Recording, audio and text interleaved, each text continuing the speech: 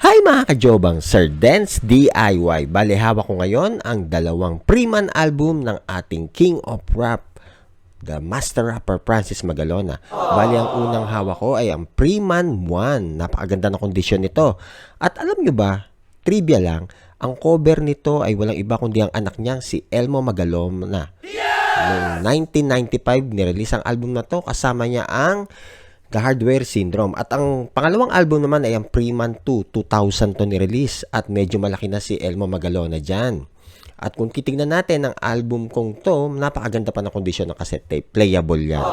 Kung sa Freeman 1 ay nakaduster ang Hardware Syndrome, ba dito naman, tignan nyo naman ang pormahan. Formal na formal.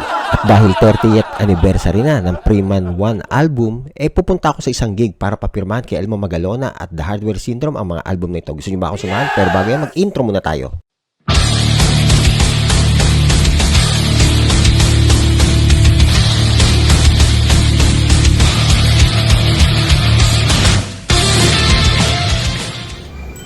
At ayan mga kajobang, nandito na ako sa Super Sam.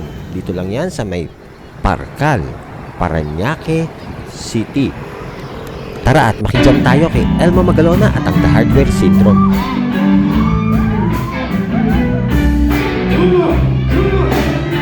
So many faces, so many voices, different voices, different choices. Some laugh, others laugh. And to cut the short story long, hindi, joke lang. Natapos din ang 2-hour show ni Elmo Magalona dito sa Super Sam. At ayan, nakapila na ang mga tagahanga para sa autograph signing ng mga album at memorabilia ni Francis Magalona, Elmo Magalona at ang The Hardware Syndrome. Ayan merong mga vinyl ang 30th anniversary ng Freeman. Meron din ditong poster. At kumuha nga pala ako ng poster. Mapapirmahan ko kaya ang aking mga cassette tape? Abay, sana nga mapapirmahan ko ang aking dalawang cassette tape. 30 years na yung cassette tape ng Freeman 1 at 25 years na ang Freeman 2. At yan, unang pumirma ang ating idol na si Willie Wills sa ating poster at kasama ang The Hardware Syndrome. Pagpirmahan ko yan. Alam ba ni Elmo to? Alam mo to? Ikaw.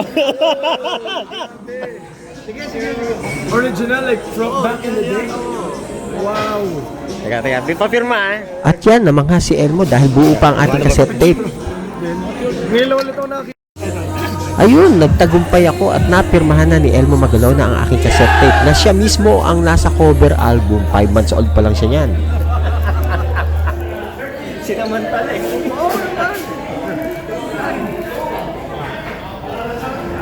Sa cassette mo. Grabe. Nakabili. Parang maganda pa quality ah. Oh, playable pa yan. Playable. Buko player to eh. Walang hindi kinain. Walang kain. Wala po. At alam niyo ba, maliban kay Elmo Magalona, pumirma rin si Arkin Magalona. At ayan na nga mga kajobang, nakauwi na tayo. At ito yung ating mga nakuha. Ayan. So, poster from the Freeman. Ayan. Nakalagay dito, Legacy Tour. Pero tapos na yung nila. Parang mga 30th anniversary. Tapos na. Regular gig nila to sa may Parcal. Ito yung nakuha natin. Meron akong dalawa. So, pirmado ni Elmo Magalona. Boyet. Willie Wills. Ayan. Ayan, pirmado. Dalawang, ipapaprame natin yan. So, maswerte tayo. Nakapagpapirma tayo yan. At, syempre, ito naman yung ating binili ron.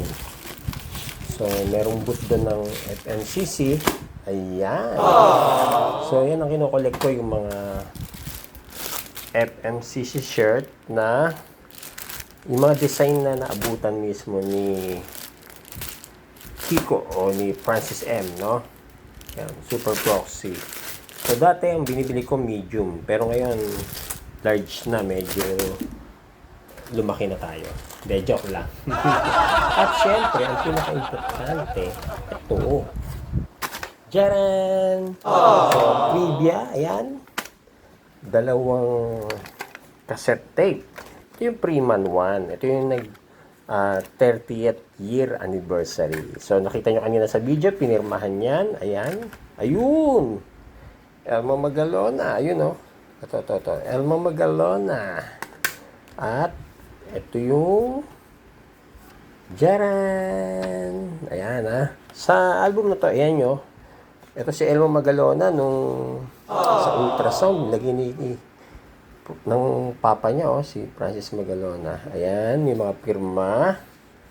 So, hindi man napirmahan ni Francis Magalona, at least, may connection pa rin kasi, ayan si Elmo Magalona yan.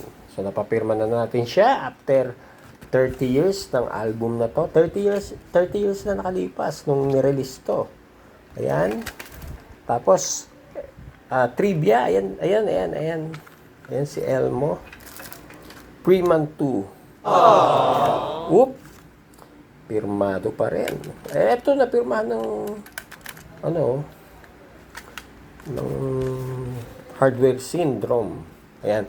Ang problema lang dito sa Freeman 2 ko, putol, no? Ayan, no? Oop! Pirmado. Ayan. Ganda. Pirmado.